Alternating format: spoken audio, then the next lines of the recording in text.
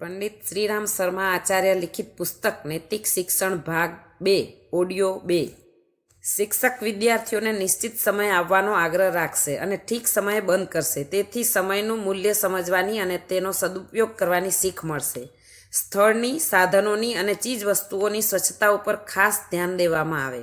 પાઠશાળા કોઈ સાર્વજનિક સ્થાન, મંદિર, ધર્મશાળામાં ચલાવી શકાય અથવા કોઈ સજ્જનનું ઘર કે ઓરડો 2 કલાક માટે આવા ઉપયોગ માટે માગી શકાય છે। સ્થળ સૌની સુવિધા રહે તેવું, હવા ઉજાસ અને શુદ્ધ વાતાવરણવાળું હોવું જોઈએ। આમ તો વૃક્ષ નીચે કે ખુલ્લા આકાશ નીચે પણ પાઠશાળા ચલાવી શકાય છે। શિક્ષણની શરૂઆત કરતા પહેલાં સદબુદ્ધિની દેવી ગાયત્રીનો પાઠ કરવાનું અનુકૂળ રહેશે। યજ્ઞનું પ્રતિનિધિત્વ કરવા માટે અગરબત્તી સળગાવી લેવી। ભારતીય ધર્મ સંસ્કૃતિનું આટલું પ્રતીક આપણા વિદ્યાલયોની શરૂઆતના સમયે રાખવામાં આવે તો ઉત્તમ પરંપરા સર્જાશે। અધ્યાપક પોતે જ એક પાઠ વાંચી સંભળાવે, છાત્રો તેને ધ્યાનપૂર્વક સાંભળે। શિક્ષિત વિદ્યાર્થી પહેલેથી પોતાના પાઠ્યપુસ્તકમાંથી તેનો સ્વાધ્યાય કરીને લાવે। અશિક્ષિતોને જો સગવડ હોય તો અગાઉથી તે પાઠ કોઈ પાસે વંચાવી સાંભળીને પછી આવે, અન્યથા વર્ગમાં સાંભળીને પણ સમજી શકાય છે। વિષયને બરોબર સમજવામાં આવ્યો કે નહીં તેને માટે પ્રશ્નોત્તર પદ્ધતિ ઘણી જ ઉત્તમ છે। તેનાથી એ ખબર પડી જાય છે કે કોની સમજમાં કેટલા ઊંડાણપૂર્વક વાત પહોંચી ગઈ। કોઈએ ખોટું અર્થઘટન કર્યું હશે તો પ્રશ્નોત્તર દરમિયાન સ્થિતિ સ્પષ્ટ થઈ જશે। અધ્યાપક પ્રશ્ન કરે, વિદ્યાર્થી ઉત્તર આપે, એક જ પ્રશ્ન બધાને પૂછી શકાય છે અને તેના ઉત્તર સાંભળી શકાય છે। તે ઉપરાંત તે પાઠના સંબંધમાં અનેક પ્રશ્નો ઉપસ્થિત કરી શકાય છે। આ બધું અધ્યાપકની સૂઝબૂઝ અને વિદ્યાર્થીઓની મનોદશા પર આધારિત છે। શિક્ષણની આ પ્રશ્નોત્તર પદ્ધતિને સોક્રેટિસ, એરિસ્ટોટલ અને અફલાતુને પોતાના સમયમાં બહુ જ ઉત્સાહપૂર્વક ચલાવી હતી અને લગભગ સર્વ શિક્ષણ સંસ્થાઓએ તેનું સ્વાગત કર્યું હતું। ઉપનિષદો અને પુરાણો વાંચવાથી ખાતરી થાય છે કે ભારતમાં કાયમ માટે પ્રશ્નોત્તર પદ્ધતિને શિક્ષણમાં સંપૂર્ણ મહત્ત્વ આપવામાં આવતું હતું।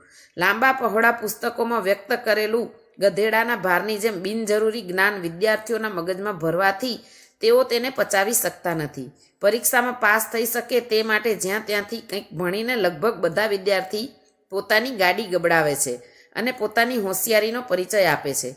કોઈ પણ રીતે પાસ થઈ જાય છે પણ તેને કંઈ જ પ્રાપ્ત થતું નથી। તેના કરતાં એ સારું છે કે કોઈ મહત્ત્વપૂર્ણ પ્રસંગને ટૂંકમાં ભણાવવામાં આવે પરંતુ તેનું વિસ્તૃત મનનચિંતન, વિચાર વિશ્લેષણ કરીને તથ્યને સારી રીતે હૃદયંગમ કરવામાં આવે।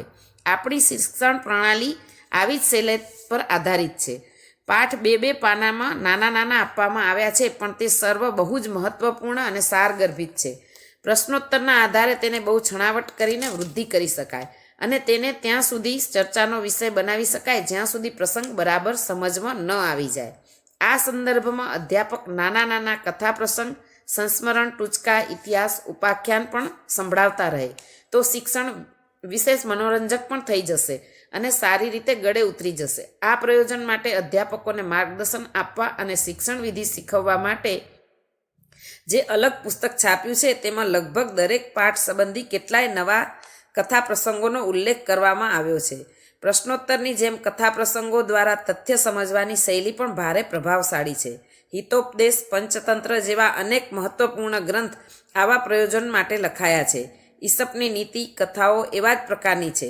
શેખ સાદીએ ગુલિસ્તા બોસ્તામાં એ જ પ્રયાસ કર્યો છે। આપણા 18 મહાપુરાણ અને 18 ઉપપુરાણમાં સંસ્કૃત સાહિત્યના લગભગ પોણા ભાગના ગ્રંથોમાં લોક શિક્ષણ ઉપાખ્યાન શૈલીને જ આશ્રય આપવામાં આવ્યો છે।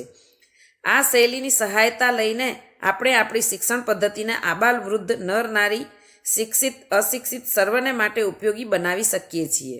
સમાચાર, ઘટનાઓ, ઉદાહરણ વગેરે પણ વિષયની પ્રામાણિકતા માટે કહી શકાય છે।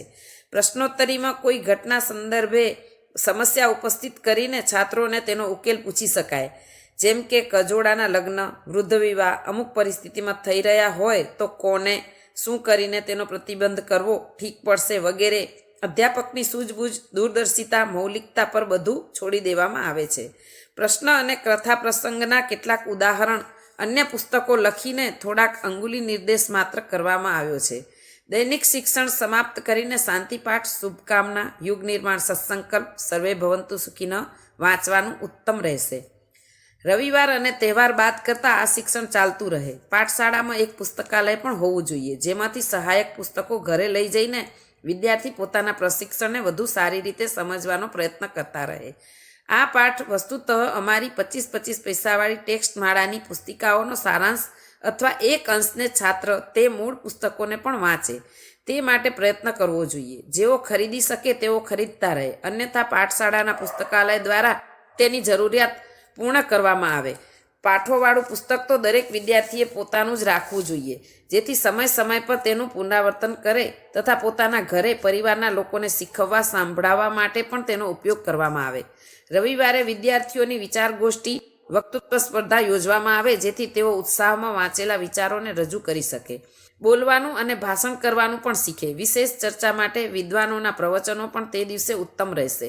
નિયમિત છાત્રો ઉપરાંત અન્ય લોકોને પણ તેનો લાભ લેવા માટે બોલાવવામાં આવે. આ પ્રકારે સાપ્તાહિક સત્સંગની એક ઉત્તમ શૃંખલા પણ તે શિક્ષણ સાથે જોડાઈ જશે. પર્વ તહેવાર મનાવવાની આપણી એક વિશેષ પ્રેરણાદાયક પદ્ધતિ છે. આપણા 10 પર્વ એવા છે જેને સારી રીતે મનાવવામાં આવે તો વ્યક્તિ અને સમાજના નિર્માણની પ્રેરણા અને દિશા નિરંતર મળતી રહે છે. સર્વસાધારણ લોકોને મોટી સંખ્યામાં બોલાવીને સમારંભની સાથે પર્વ તહેવારો ઉજવવાની પરંપરા જો ચાલતી રહે તો આપણું વિદ્યાલય માત્ર વિદ્યાની જ વૃદ્ધિ નહીં કરે પણ સમયાંતરે જનતાનું શિક્ષણ પણ કરતું રહેશે. સાધારણ રીતે 1 જાન્યુઆરીથી શિક્ષણની શરૂઆત કરીને 31 મે પછી તેની 3 દિવસની પરીક્ષા 1, 2, 3 જૂનના રોજ રાખવી. પ્રશ્નપત્ર કોઈ વિશ્વાસુ વ્યક્તિ પાસે તૈયાર કરાવવા. વિદ્યાર્થીઓ ઉત્તરો લખે. ઉત્તરો લખવા માટે 3 કલાકનો સમય પૂરતો છે. ઉત્તરપત્રો તપાસવા અને ગુણાંકન કરવા માટે પાઠશાળાઓ એકબીજાની સહાયતા કરે અને સહાયતા સ્વીકારે. પાઠશાળાઓના પ્રધાન અધ્યાપક કે વિશ્વાસુ વિદ્વાનોને પ્રશ્નપત્ર રચના અને તપાસણી માટે નિમણૂક કરી શકાય. ઉત્તીર્ણ થયેલા વિદ્યાર્થીઓને પ્રમાણપત્ર મથુરાથી મોકલવામાં આવશે, જેને જૂનના અંત સુધીમાં કોઈ તારીખે ઉપાધિ વિતરણ સમારંભનું આયોજન કરીને કોઈ વિશિષ્ટ વ્યક્તિના હસ્તે વિદ્યાર્થીઓને આપવા જોઈએ. બીજું ઉત્તરાર્ધ સત્ર આ જ રીતે 1 જુલાઈથી શરૂ થાય, ઓક્ટોબર સુધીમાં ભણતર સમાપ્ત કરવામાં આવે અને નવેમ્બર માસે ભણેલું સમજાવવા માટે અને વ્યવહારિક શિક્ષણ માટે રાખવો. 1, 2, 3 ડિસેમ્બરના દિવસે પરીક્ષાઓ લેવી. તે જ માસના અંતમાં ફરી ઉપાધિ વિતરણ ઉત્સવ યોજવામાં આવે. આ પ્રકારે 6 માસના 2 સત્ર દરેક વર્ષે પૂર્ણ થતા રહે. અગાઉ કહેવાઈ ગયું છે કે પૂર્વાર્ધમાં યુગ નિર્માણ યોજનાના આદર્શ અને સિદ્ધાંત નૈતિક શિક્ષણ પુસ્તકના બંને ખંડોમાં પ્રસ્તુત 100 પાઠ નવા વિદ્યાર્થીઓ માટે રહેશે અને પછીના 6 માસનું શિક્ષણ અધ્યાપનની દ્રષ્ટિએ છે, જેમાં આવી પાઠશાળાઓ ઘરમાં અને સમાજમાં ચલાવવાનું શિક્ષણ આપવામાં આવે. તેના પણ 2 પુસ્તકો હશે. જે વિદ્યાર્થીઓએ પૂર્વાર્ધ ઉત્તીર્ણ કર્યો હશે તેઓ ઉત્તરાર્ધમાં જોડાઈ શકશે. એ રીતે એક જ જૂથ 1 વર્ષમાં શિક્ષણના 2 ભાગ પૂર્ણ કરશે. તેને એમ પણ કહી શકાય કે પૂરું શિક્ષણ 1 વર્ષમાં સંપન્ન થશે. જ્યાં અધ્યાપકો અને વિદ્યાર્થીઓની સગવડ હોય ત્યાં બંને સ્તરના વર્ગો અલગ અલગ ચલાવી શકાય, પણ જુલાઈથી ઉત્તરાર્ધનું શિક્ષણ આપવું જોઈએ. અને પણ જો સગવડ હોય તો બીજો પૂર્વાર્ધનો વર્ગ તેની જ સાથોસાથ ચલાવી શકાય અને બંને વર્ગો પોતાનું શિક્ષણ સાથોસાથ જ ચાલુ રાખી શકે. આ રીતે 1 વર્ષમાં 2 જૂથનું શિક્ષણ સંપન્ન થઈ શકે. 1 જુલાઈથી શિક્ષણ પ્રાપ્ત કરનારા નવા વિદ્યાર્થીઓને જાન્યુઆરી સુધી રાહ નહીં જોવી પડે અને દરેક 6 મહિના પછી નવા વિદ્યાર્થીઓ પ્રશિક્ષણમાં જોડાવાનો લાભ ઉઠાવી શકશે. આ માટે અલગ અધ્યાપકો અને અલગ વર્ગખંડોની જરૂર પડશે. જ્યાં આમ સંભવ હોય ત્યાં ઉપરોક્ત બેવડી વ્યવસ્થા સારી રીતે ચાલી શકે છે. શાખાઓએ સુયોગ્ય સેવાભાવી અધ્યાપક સ્વયં શોધવા પડશે. કામ માનદ સેવાર્થીઓ ચલાવશે. ગાયત્રી પરિવારમાં એવી સુયોગ્ય અને સુશિક્ષિત સેવાભાવી વ્યક્તિઓ ઓછી નથી. તેઓને વિનંતી કરવામાં આવે અને કાર્યનું મહત્વ સમજાવવામાં આવે તો દરેક શાખાઓમાં પોતાના પરિજનો દ્વારા જ અધ્યાપનની સેવા 2 કલાક નિયમિત રૂપે આપવાવાળા સેવાભાવીઓ મળી જ રહેશે. 1, 2 તથા સહાયક અધ્યાપક પણ હોવા જોઈએ, જે રજા ઉપર જનાર માટે બદલીમાં કામ કરે અને શિક્ષણમાં વિક્ષેપ ન પડે અને સામાન્ય સમયમાં પણ પ્રધાન અધ્યાપકની સહાયતા કરતા રહે. આ પાઠશાળાઓ કેટલી મહત્વપૂર્ણ છે તે તો સમય જ બતાવશે. દેશભક્તો નવનિર્માણના કાર્યોમાં જોડાઈ જાય. આપણો સમાજ છેલ્લા 2000 વર્ષથી ખેદજનક સ્થિતિમાં છે. આંતરિક દોષ દુર્ગુણ જેમ જેમ વધતા ગયા તેમ પરિસ્થિતિ પણ ગૂંચવાતી ગઈ અને ડગલે ને પગલે મુશ્કેલીઓ વધી ગઈ. વ્યક્તિઓના દોષ દુર્ગુણને કારણે સમાજ નબળો થઈ રહ્યો છે અને કમજોર સમાજનું શોષણ કરવા માટે કોઈને કોઈ આક્રમણકારી ગમે ત્યાંથી કૂદી આવે છે. આપણું પણ એમ જ થયું. પડ્યા ઉપર પાટું મારવા માટે વિદેશી આક્રમણકારો અહીં આવતા રહ્યા અને પોતપોતાની રીતે શોષણ કરતા રહ્યા. આ ગુલામીએ પેલા દોષ દુર્ગુણને પણ વધાર્યા, જેને કારણે અનેક પ્રકારની દુર્બળતાઓ અને વિપત્તિઓ પહેલેથી જ ઉત્પન્ન થઈ રહી હતી. સ્વાધીનતા મળી છે, પણ આપણા જાતિગત દોષ દુર્ગુણ જેમના તેમ છે. ફળ સ્વરૂપે જગતના સ્વતંત્ર રાષ્ટ્રો જે પ્રમાણે ઉન્નતિ કરી શકે છે, તેની તુલનામાં આપણા પછાતપણામાં નહિવત જ સુધારો થયો છે. સરકાર ગુનેગારોને શિક્ષા કરીને આર્થિક પ્રગતિના થોડા સાધનો એકત્ર કરી શકે. વ્યક્તિગત મૂર્ખતા અને દુષ્ટતાને, સામાજિક ભ્રષ્ટાચાર અને અવ્યવસ્થાને મિટાવવાની તેની કાર્યક્ષમતા નથી. ટોળાશાહીની વાત અલગ છે. પ્રજાતંત્રમાં આ વાત નથી. પ્રજાતંત્રમાં વ્યક્તિ અથવા સમાજ સુધારાનું કાર્ય લોકસેવકો ઉપર નિર્ભર છે. તેની જ સત્તા વ્યક્તિ કે સમાજનું સ્તર ઊંચે ઉઠાવવામાં સમર્થ બની શકે. પ્રાચીન કાળમાં દેશનું ગૌરવ ઉચ્ચ શિખરે પહોંચાડી દેવાનું શ્રેય અહીંના લોકસેવકોને છે. તેઓ પોતાનો સમગ્ર સમય બે કાર્યોમાં ફાળવતા હતા. એક, પોતાનું વ્યક્તિત્વ ઉચ્ચ કોટીનું નિર્માણ કરવું, જેથી જનતા ઉપર તેનો ઉચિત પ્રભાવ પડે. અને બે, નિરંતર અથાગ પરિશ્રમ તથા અત્યંત ઉત્સાહ સાથે જનમાનસમાં શ્રેષ્ઠતા લાવવા માટે સંલગ્ન રહેવું. સાધુ બ્રાહ્મણ અને વાનપ્રસ્થોની આ જ પરંપરા અને કાર્યપદ્ધતિ હતી. તેઓની સંખ્યા જેટલી વધતી હતી તેટલા પ્રમાણમાં રાષ્ટ્રીય જીવનની દરેક દિશામાં સમૃદ્ધિનો વધારો થતો રહેતો. આપણા ગૌરવમય ઇતિહાસનું આ જ રહસ્ય હતું. આજે આ ત્રણેય સંસ્થાઓ નષ્ટ થઈ ગઈ છે. તેને દુર્ભાગ્ય જ કહેવું જોઈએ. બ્રાહ્મણ, સાધુ, વાનપ્રસ્થ આ ત્રણેય જોવા મળતા નથી.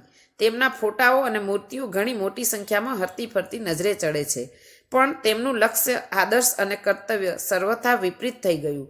એવી દશામાં તેઓની ઉપયોગિતા પણ નાશ પામી. દુર્ભાગ્યના રોદણા રોવાથી કામ નહીં ચાલે. અભાવની પૂર્તિ બીજી રીતે કરવી પડશે. આપણા ગૃહસ્થ લોકો થોડો થોડો સમય કાઢીને લોકમંગળની સત્પ્રવૃત્તિઓનો વિકાસ કરવાનું આપણું ધર્મ કર્તવ્ય સમજીએ અને તેને માટે નિરંતર કંઈ ને કંઈ નિરંતર યોગદાન આપવા માટે તત્પરતા પ્રગટ કરવા લાગીએ, તો આ જરૂરિયાતની પૂર્તિ થઈ શકે કે જેના ઉપર પ્રગતિનો સર્વ આધાર છે. જો આપણા મનમાં રાષ્ટ્રીય પ્રગતિ અને સામાજિક ઉન્નતિ માટે વ્યક્તિગત લાભો જેવી જ આસક્તિ પેદા થઈ જાય, તો આપણે વ્યસ્ત દેખાતા લોકો પણ થોડું થોડું યોગદાન આપીને એવું સામૂહિક અભિયાન ચલાવી શકીએ છીએ કે જેનાથી વર્તમાન દુર્દશાનો કાયાકલ્પ થવામાં વાર ન લાગે. જરૂરિયાત એવા લોકોની છે કે જેમના અંતઃકરણમાં દેશભક્તિ, સમાજ સેવા, પરમાર્થ અને લોકમંગળ માટે કંઈક કરવાની ઉમંગભરી ભાવનાઓ લહેરાઈ રહી હોય. એવા નરરત્નો જ પોતાનું જીવન ધન્ય કરે છે અને પોતાના સમયની મહત્વપૂર્ણ ભૂમિકા ભજવે છે.